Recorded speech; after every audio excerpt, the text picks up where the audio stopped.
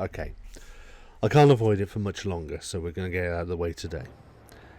See, out of the first 5 Super Nintendo launch games, of which we've covered a couple here already, and the other ones are in the next few episodes, Super Mario World was, and is, the star of the show. I've been mulling this one over for a good week. What can I say about a game that's, I suppose, verging towards 30 years old that hasn't really been said already? Most likely not a lot. So let's look at the wider pool of the launch titles. We had F-Zero, Gradius, Pilot Wings, and SimCity. F-Zero and Pilot Wings' main selling point was to capture your interest based on the spectacle of seeing Mode 7 in action. You can't blame them. Nintendo spent a lovely bit of money making sure that was in there, and it was part of the main PR spiel that pushed itself across. Gradius 3, on the other hand, really tried to promote the use of multiple sprites on screen at one time. I know it blows it out of the water now when you look at the level of quality we can get on our router machines. But you have to remember, back in the day, the Nintendo Entertainment System really could only put up about 4 on screen before it started to struggle a little bit on its CPU, which then falls to the greatest stutter of frame rate due to the sheer overkill of on-screen action. SimCity, on the other hand, played it totally safe. It was a direct PC to console port, which then it suffered with the control method rather than the capabilities of the machine. It's something that, and I touched on the previous review, it needed the mouse input, and given that Nintendo would release a mouse with Mario Paint, it seems crazy that they didn't have the foresight to let the developers know about add that code in. I know I said that before on the previous review. If you haven't looked at it, go check that one out. You'll understand. But we'll come back to Super Mario World. As the 5th title of the launch, we knew it was going to be the big system seller. That's mainly the reason why it was rushed to push it out with the console. That's why the console was designed in a way it was, with some familiar colours on the scheme. It just knocked it out the park the moment you started the console up. In its rawest form, this is just an evolution of things we've learned, on the developers learned, from Super Mario Bros. 3. That's why on the Japanese cartridge it does have the byline Super Mario Bros. 4 on it.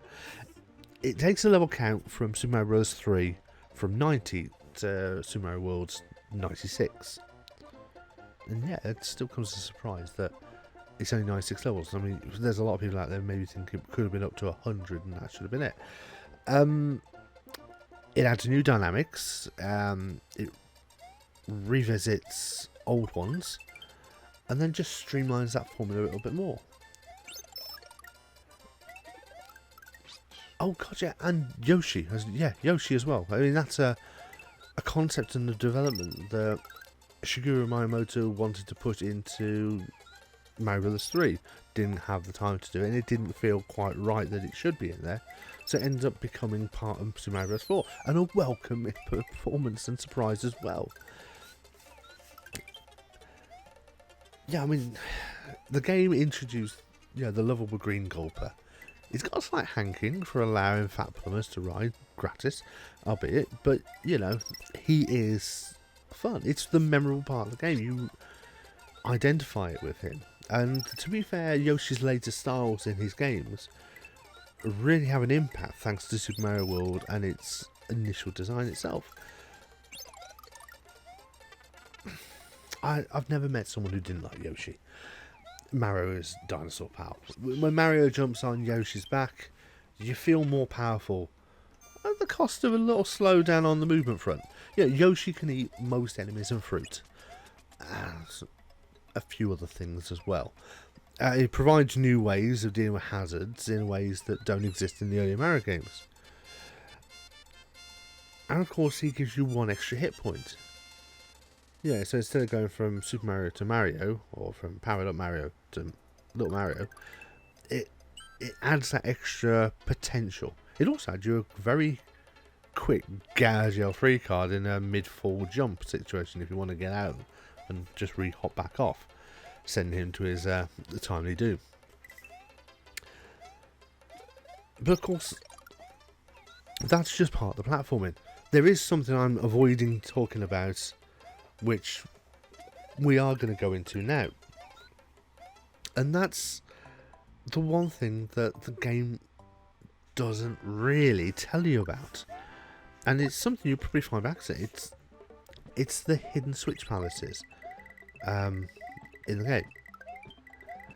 They were designed by Shigeru as a way of restricting the difficulty level.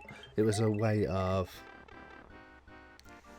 making the game easier, making certain levels a lot easier to access and get through to later parts of the game. Whereas if you avoid switching them all on, you have a more treacherous route across. And you see, when you find the switch palaces, when you do, when you hit the giant button that's within them, they activate the appropriate coloured blocks within the game. It's a great idea. It modifies levels to allow replayability, and allows different exit routes to occur in many cases as well. And that's another thing. Different exit routes. You see, unlike Super Mario Bros. 3, you had most of the map visible from the first movement, and most levels had one particular exit. There are a couple of caveats where there is an alternate, but it's still hidden behind the original exit, in a sense. Looking at you, 1-3 in particular. And yeah, going back, like Super Mario Bros. 3, unlike it rather, where most of the map is visible from the first moment, Super Mario Bros. World is an evolving map, taking a route dependent on your actions, but giving you enough hints to replay to discover more.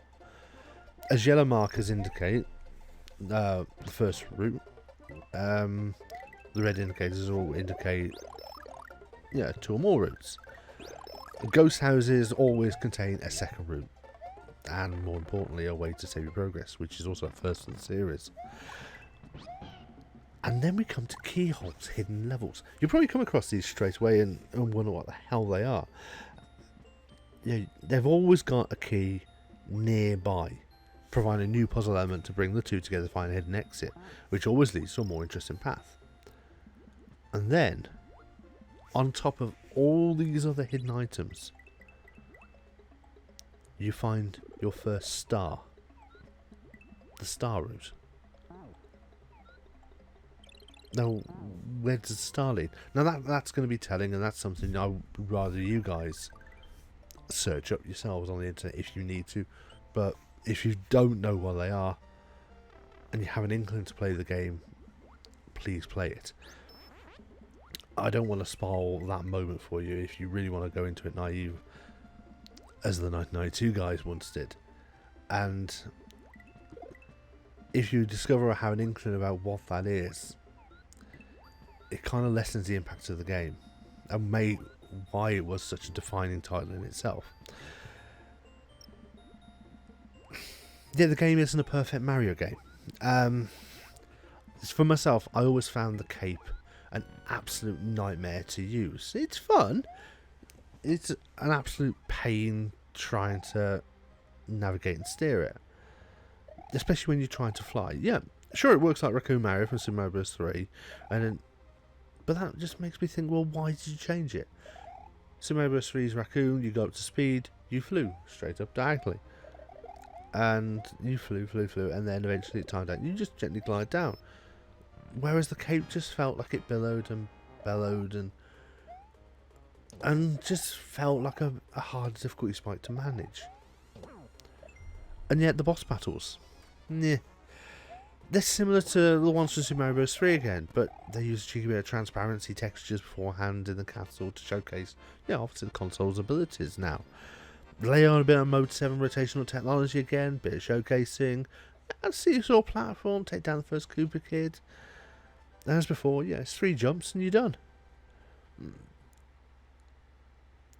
in this case, given the shame and given the variations of the levels that you run through over the course of the game, it's a shame the designers just didn't think further on how they could twist the boss room proportions a little more. You know, tweak up the gameplay and make it a bit more interesting.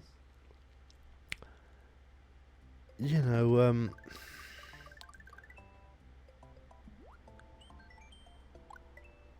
I suppose maybe running away from a boss room with a one-zapping Iggy Cooper chasing after you could have been fun. Or twisting the route map to force you to uncover the hidden boss's location to escape a forest area could have been a play on, yeah, I suppose a replay onto existing levels. But no matter, we still have a great game here, and the ideas I suggest are things I'd love Nintendo to play up with in the future. And hopefully, maybe they'll revisit these style of things in New Super Mario Bros. Overall, this game simply is a 5 out of 5, even now 30 years later. If you completed it previously, it's well worth a look again. If only to work out how to get to that second goalpost in Donut Plains again. Sure, the game isn't perfect, even though I'm giving it a perfect score. You know, the case fun, but obviously it's very similar to Mario Bros. 3, the Raccoon Tail, the grants your ability to do a spin attack. Yeah, that's kind of not exactly something I enjoy. Yeah, many levels in Super Mario World can be skipped over entirely with clever use of a cape or Yoshi, but you can't fly over the tremendously dull boss battles. Yeah. I think still what keeps me coming back to Super Mario World is difficult to articulate, and I'm struggling really to summarise on that. The game just feels good and modern in a way that a game over a quarter of a century old shouldn't. It holds up. Simply put, play it if you haven't, and play it again if you have before. For the latest news, reviews, retro footage, retro reviews, and everything else in between. Until then, like, comment and subscribe, and I'll see you next time. Take care.